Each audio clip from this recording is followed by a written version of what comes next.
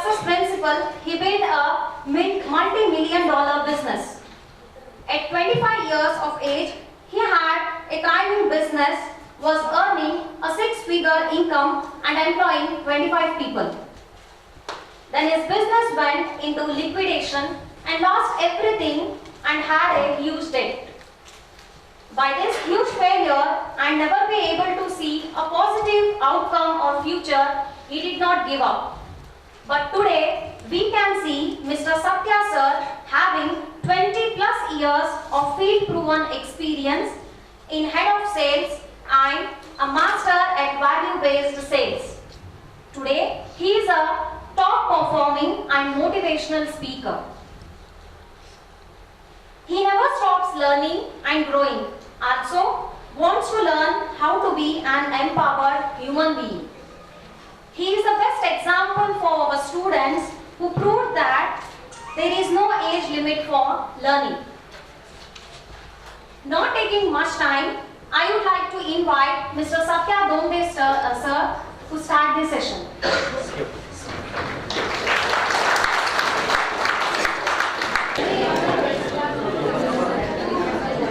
Good morning, ladies and gentlemen. Good morning. How about I kick off the day with a small joke on Einstein? Is that good? Yes. Okay, great. Einstein was actually on a train. Okay, he was actually going on a train, and he was sitting in the train, and suddenly the TC came to check his ticket. And the TC said, "Where is your ticket?" He says, "I'll have to search for it." They kept on searching. And the TC said, waited for a few minutes, and he says, "Don't worry, I know that you're Einstein. I trust you, so you should have bought a ticket, so I'll move on." 2 hours later, the TC comes back to the train, and he looks Einstein actually still searching for the ticket. And the TC says, "You know what? I don't need to..." Is that audible? Okay, great. "You know what? I don't need to... I don't need the ticket. You can continue. You don't. But Einstein looks at him and says, "I need to find the ticket because I don't know where I'm going." So the moral of the story is, if you don't know where you're going, you're not going to go anywhere. Okay? So, anyway, some people will get it halfway, okay, when you start leaving the room. Okay? Anyway, doesn't matter. I'm going to entertain you today, okay? I'm going to entertain you. You'll see things which in my life, and I thought sometimes it's easier to share your own personal experiences with people. I'm not a motivational speaker, I'm a motivated speaker. Because I keep myself motivated all the time. Because life will throw you a lot of intricacies and googlies. Is that right? And then you need to learn how to actually stand up and move on. Okay. A little bit of a background about myself. I actually started off, I did a diploma in a polytechnic in Goa. I did a diploma in fabrication technology and erection engineering. Okay, very different subject. There are only 2 institutes in India who actually offer this course. Okay, very nice subject. And you know what? I'm married. That's my beautiful wife, Sangeeta. And that's my 2 sons. Both are cricketers, and they play soccer as well. Okay, extremely good athletics. My eldest son is a cross-country runner as well. So they're doing well. And our visit to India was primarily to come and just meet the family, and little bit. If I go back, and today I look a little bit polished. Is that right? But if I look at my engineering days, that was who I was. Thank you. That's right.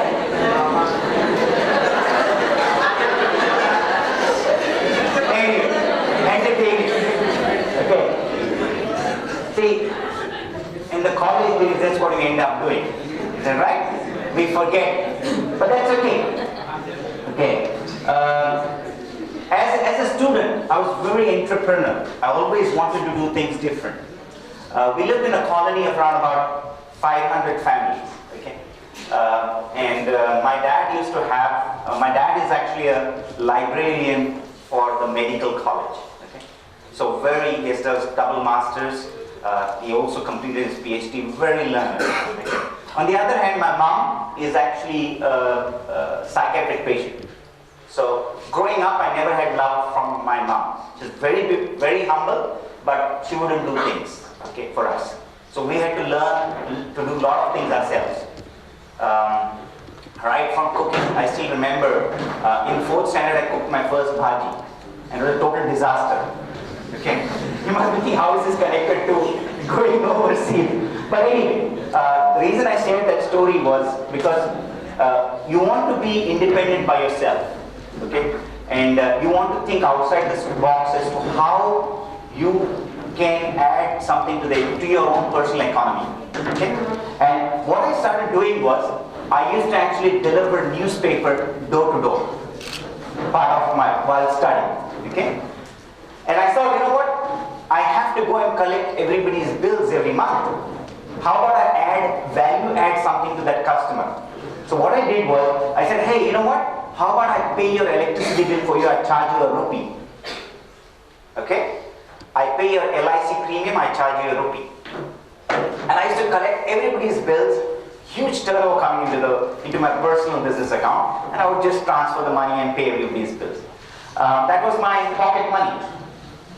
After I finished engineering, I joined Thermax as an engineer trainee.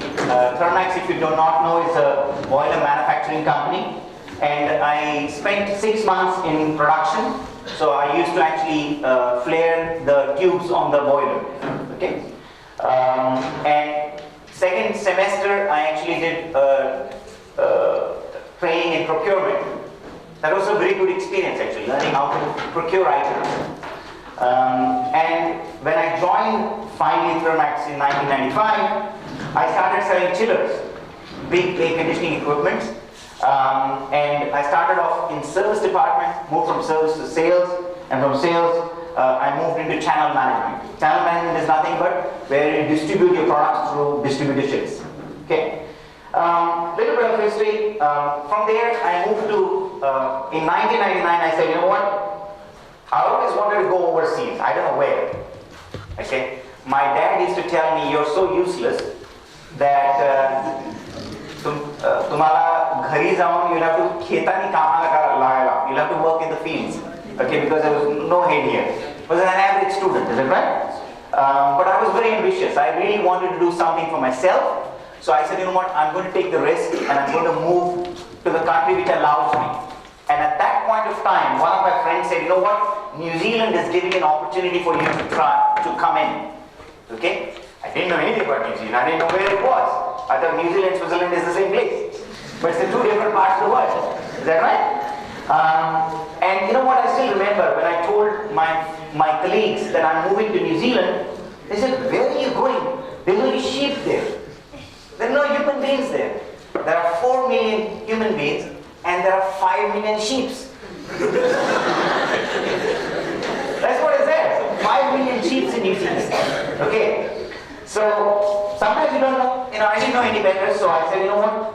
I got admission into this university. It's a college which offers diploma in marketing because based on my qualifications, that's what I could get into. I said that gives me a chance to go and explore the country. We were back at about 12 students. 12 students, out of 12, 8 quit within 1 month. Guess why? Because if you've lived in India, everything is given to you. Is that right? Mummy is there to feed you, Papa is there to help you, and there are 4 or 5 generally people, maids to help you out, but there nobody to help you. Right, from washing, cooking, everything you need to do yourself. And I still remember when I moved in, I couldn't understand a damn word what they were talking because I have studied English all my life, okay? But I couldn't understand them. So I sometimes wonder if anybody else comes there, how would they actually adjust? Because you can't understand the language. They speak English, but we talk too fast. You know what I told the guy? You're too slow. When somebody told me that you're too fast, I said, you're too slow to actually understand what I'm talking. Okay? When I moved, I said, you know what, I'm an engineer. A little bit of status, is that right? I worked for 4 years in India. I know what is engineering, because I worked in service, I worked in, you know. They said, sorry, you don't have any experience. You have never done anything in New Zealand. So why should we hire you? And the only job available for us at that point of time, now just imagine, my biggest order I booked before I left Thermax was 2 crores. 2 crore order I booked for East Manufacturing Company in Chiplu. Okay? And suddenly you're in a place where nobody wants to actually hire you. Okay? Now you need to do something, because if you don't do something, I still remember that I actually, I took 3,000 rupees or $3,000, which is around about 2 lakh rupees, okay, from here. My dad took a loan from the bank, and I took, with that 3 lakh rupees, I said it should be enough for 6 months, and I should find work in 6 months. 1 month later, the money is all over. Now, if you ever go overseas, this is what is going to happen, because everything is so expensive. And I still remember we used to calculate, we wouldn't appreciate to have a cup of tea. We were always wondering, okay, the money blew off. Within a month, I was totally back to zero. Don't know what to do. I need to find work. If you don't find work, you'll have to back up and go. And there's no return ticket as well, because I didn't buy a return ticket. I bought only a one-way ticket. Okay, the first job I got was to sell vacuum cleaner. Okay, this is actually a 2 lakh vacuum cleaner, this system. Would you buy a 2 lakh vacuum cleaner? Anybody? No. But I was selling it. But what it taught me was how to build value in products. Okay, because this is a very important journey. If you can sell, it's like selling ice to Eskimos. If you can sell ice to Eskimos, you can succeed in life. Okay. Something happened, and my boss said, "Sorry, you know what? Because it was me and my friend, 2 of us who were in New Zealand. One was selling this vacuum cleaner, other was selling that vacuum cleaner. Okay, and this boss found out. He said, "Sorry, I need to fire you because your roommate is working for the competitor." So I lost my job within 2 weeks. No job. And my friend was very lucky that he said, "You know what, why don't you come and work in our company?" And I actually joined the company. Now, selling a $4,000 vacuum cleaner was very difficult. And the only way you sold it was you had to actually demonstrate it to people.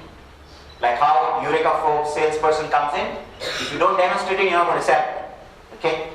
And I made my first sale. I still remember this. And I made 50,000 rupees first sale. Because if you sell 4,000 new vacuum cleaner, 25% commission. Okay? Then, you know what happened? Did that, I was a very top performer. I actually moved, the best month I had was